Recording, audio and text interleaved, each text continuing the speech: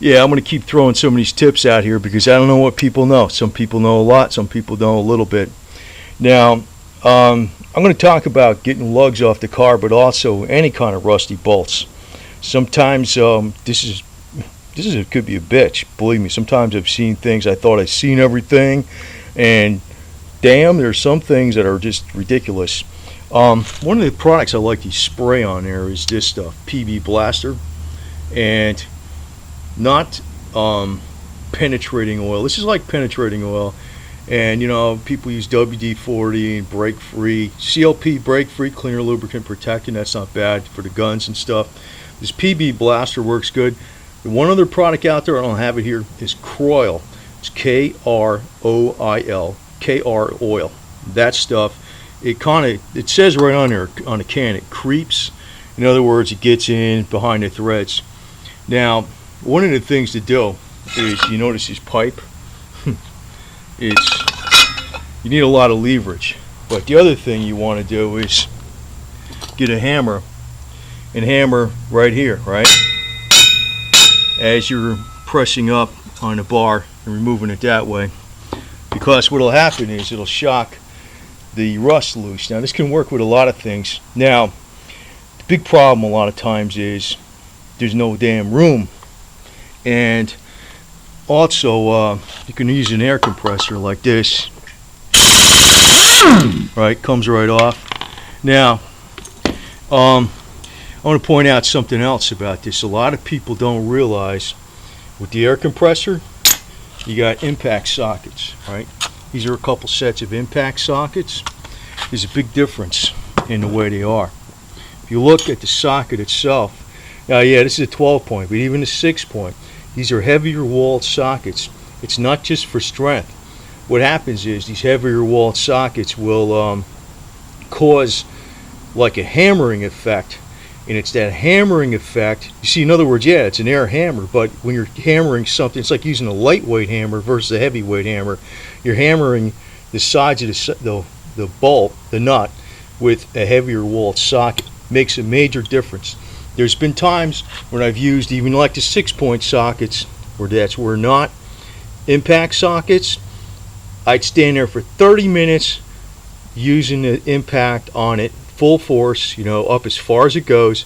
It would not come off. Use this thing, comes off immediately. It's like anything you learn, you find a hard way, right? The other thing is, use a big enough hammer. And also, if the bolt's been on there forever, like I took stuff off like a really, really old pickup trucks. I mean, they're like decades old. And some of these lug nuts were on there, and I was hammering on, a breaker bar. I actually broke the 1/2-inch drive breaker bar, and working on it for a long time and using this stuff. But you know what it is, you got to leave this on here, sometimes let it do it for a week. Another thing is, you don't need an acetylene. You can just use something like this, a little propane, and you turn it on and just heat it up. I'll turn it back off now, of course, but just heat it up around there. A lot of times it breaks up the rust.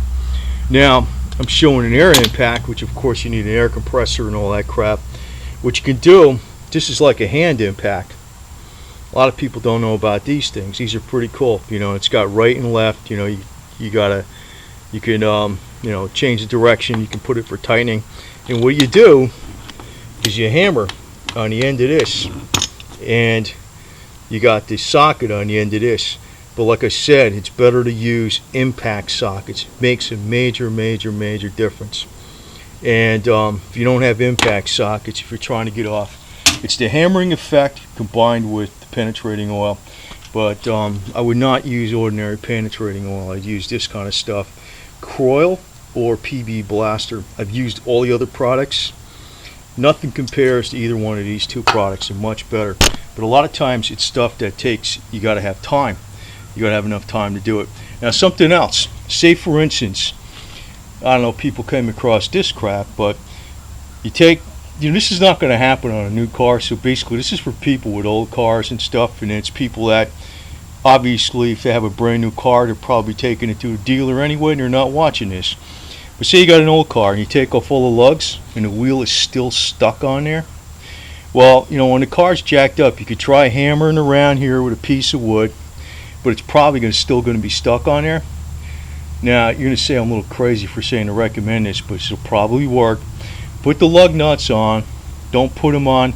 I mean, put them on like tight, then back them off like only one turn.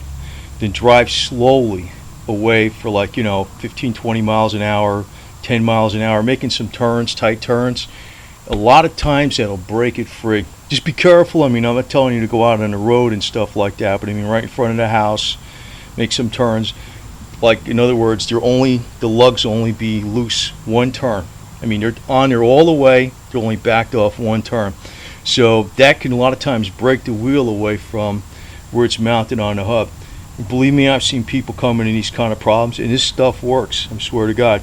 Now, this big bar, usually this works all the time, but if you're hitting it with the hammer at the same time, you're pushing up on the bar, usually it'll come out. But like I said, you can also try the heat, and you can also, if you're using the impact, make sure you use impact sockets. And you don't have to buy an impact itself. You can buy this hand impact, just smack on the end with the hammer. You can actually drive on bolts and drive them off.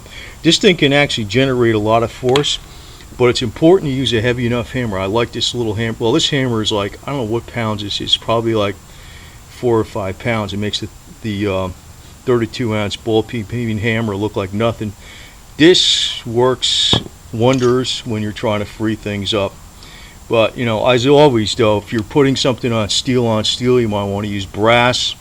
Using aluminum wheels, you probably want to use some wood. And, I don't know, just some tips. And I think a lot of people don't know about them. But I said these are usually for people that got older cars. People got newer cars, they're not going to care about this stuff. But these same principles all work with any rusted bolts. You use a combination of heat from a propane, PB blaster or Kroil, plus impact sockets and hammering at the same time. That'll free up the rust. Also, take your time. Sometimes that Kroil, you could be on there trying it every day for like a couple weeks, then it finally comes off. The Kroil or PB blaster, it has a tendency, it just very microscopically will start creeping into the threads, and then it works. So you'll think it doesn't work if you're inexperienced with this. You think it won't work. It's impossible to come off. It will work. Give it some time. Just keep tapping it. You don't have to get like I know I'm showing a big sledgehammer but I'm not saying to damage anything.